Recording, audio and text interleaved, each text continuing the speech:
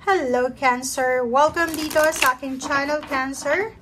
Alamin natin kung anong messages, vibration, gabay, energy para sa lahat ng Cancer friends natin na nanonood.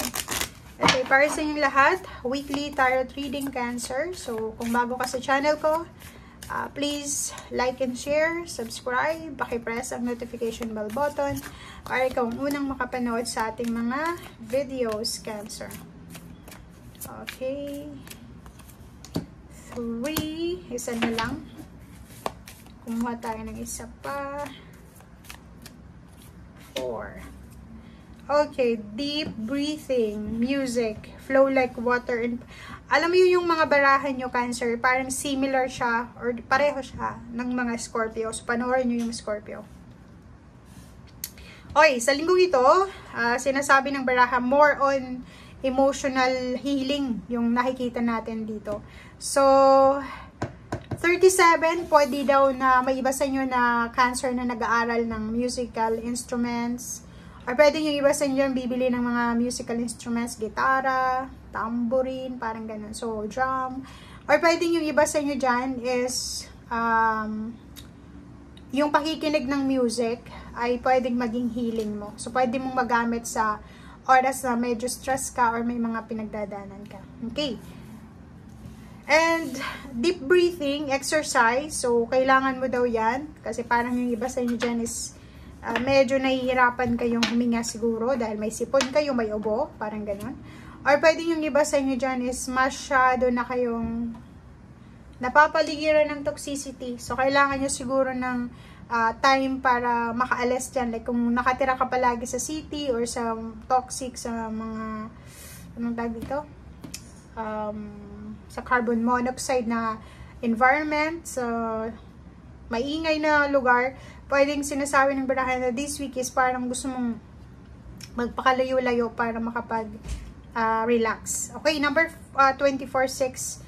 May iba sa inyo dyan na iwasan nyo yung pagiging galit, iwasan nyo yung negativity, iwasan nyo yung mga taong mahilig gumawa ng away or kano pa man. And flow like water, sinasabi ng baraha sa'yo dito na kailangan mong magkaroon ng positive na outlook sa buhay. Go with the flow, 'di ba? Kung ano lang yung nangyayari sa ngayon, para hindi ka daw ma-stress, hindi ka ma-depress, hindi ka ma-disappoint, go with the flow like water, okay?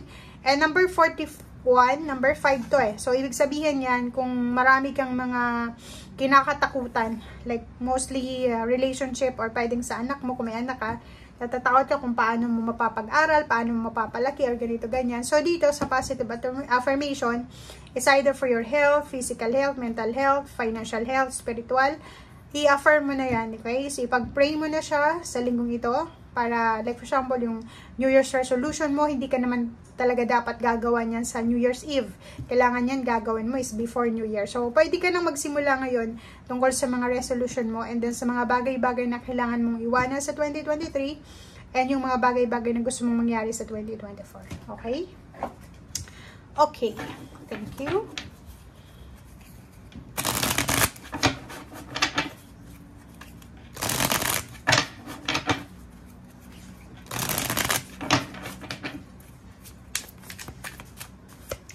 Okay, 9 of Pentacles and 9 of Pentacles and Chariot. So, kung makikita mo dito, progress. So, etong Chariot, it's either family life or pwedeng career. O it's either career or family life. May progress dito. Pwedeng Cancer, ikaw ay may additional member ng family mo. Or pwedeng may ibang Cancer na gustong mabuntis sa biglang nabuntis, parang gano'n. So, may Cancer na magsisimula sila ng kanilang pamilya, parang gano'n. May Cancer dito na posibleng ang tagal ng naghihintay ng anak or naghihintay ng trabaho tapos walang dumarating. So, biglang unexpected na darating. So, 9 of Pentacles. Ganun din, sinasabi sa'yo dito, Cancer, na nakaganon siya, diba? Tingnan mo, silent daw. So, ano man ito na financial or emotional success na meron ka sa ngayon, keep quiet lang daw. So, be humble. For example, ang dami-dami mong blessings ngayon financial. Pwedeng sa linggong ito, kung ikaw ay may business, mataas yung revenue mo, or pwedeng kung ikaw naman is empleyado, pwedeng may good news na ipopromote ka or dadagdagan yung sweldo mo.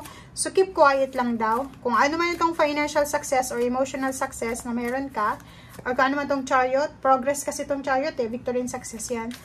Be quiet lang, okay? So, wag natin masyadong ilagay sa isip natin, sa utak natin. And yun, ang galing talaga. Cancer. Four of Wands, it's stability. Stability, security ng iyong family. So, kung ikaw ay may mga, parang nakikita natin dito is magiging sobrang proud ka sa linggong ito sa balita tungkol sa anak mo. So, pwedeng yung anak mo ay nakapasa sa licensure exam, sa teacher, or sa LET, or pwedeng sa bar exam. So, pwedeng dito yung family mo ay nagse-celebrate sa linggong ito. May kailangan kayong i-celebrate dahil sa financial achievements, or it's either sa general or sa achievements ng anak mo or sa achievements ng family mo. Okay? Thank you.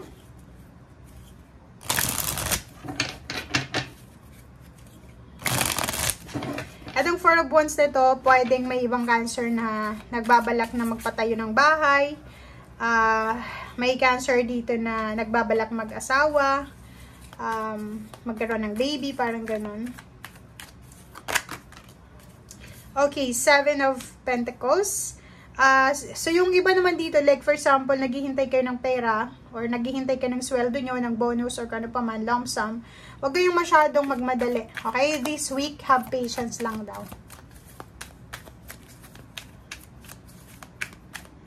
Okay, ano pa ba, Cancer? Oh, kita mo to, sobrang pagod na siya sa paghihintay.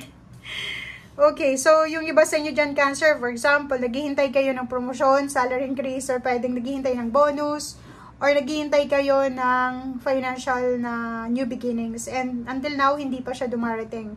Ang brand to is Nine of Wands, na sobrang pagod na pagod ka na. Parang feeling mo, nasasayang yung oras parang iniisip mo, tumatanda na ako, pero wala pa rin akong na-achieve sa buhay, parang ganon. So, itong Seven of Pentacles na ito, sinasabi ng Seven of Pentacles na yan na posibleng kung ano man tong harvest or ano man to na result na hinihintay mo, ay posibleng ibibigay sa iyo to ng universe. So, konting test pa, konting tiyaga pa, konting paghihintay pa. Kasi, once na ibigay yan sa iyo, Cancer, bibigyan kanya ng choices. Bibigyan kanya ng napakaraming choices na pwedeng pagpilian. So, kailangan mo ngayon is, di ba, pag halimbawa may hinihintay tayo, chill lang, di ba? Chill lang tayo. Huwag tayong masyadong magmadali. Huwag tayong masyadong, yung parang ma-pressure. Kasi minsan nabe-pressure yung ibang tao. If ever na ma-pressure ka, makagawa ka ng mga decision making na hindi mo magugustuhan sa susunod na mga araw. So, dito, sinasabi ng barahan na have patience. Kasi yung King of Pentacles, yung pagkakataon para makuha mo yung success, pagkakataon para makuha mo yung stability, yung security, yung blessings, yung manifestation, it takes time talaga yan. Kailangan natin maghintay, 'di ba? Wala naman dito sa mundo na instant. Kasi pag instant, mabilis lang din mawala yan. Mabilis din dumating. Mabilis din mawala. Like yung mga nananalo sa loto, 'di ba? So, dito sa barahang to, rest assured, sinasabi ng barahan na makukuha mo yung blessings, makukuha mo yung hinihintay mo. Pero, kinakailangan mong magpagod. Kailangan mong pagpaguran daw ito. Parang yun yung sinasabi sa'yo dito, Cancer, na wala namang problema sa'yo Wala naman na dapat ikaw na ipag-alala kung matagalan man yan or hindi pa man yan dumating sa ngayon. Kasi, masipag ka Ang galing mong dumiskarte. So, hindi yun parang isipin mo na lang, like, kung hindi pa dumarating yung hinihintay mo, trabahuin mo muna yung mga pending mong trabaho or yung mga pending thoughts or mga pending plans. And then, pag okay ka na, pag feeling mo malapit na, so, balik ka sa plano mo. Balik ka doon sa major goals mo sa buhay. So, yun lang. Wag kang, go with the flow. Flow like water lang. Flow like water, wag nating kontrolin ng sitwasyon. Mas okay nang maghintay kaysa magkaroon ka ng instant success, pero mabilis na instant din na yung pagkaalis niya or pagkawala. So, mas okay na yung naghihintay. 'Di ba? So, marami kang choices pag ikaw ay naghintay. Tingnan mo, marami kang choices. Sa either relationship man yan, or trabaho, negosyo, or ano pa man. Thank you guys. Bye!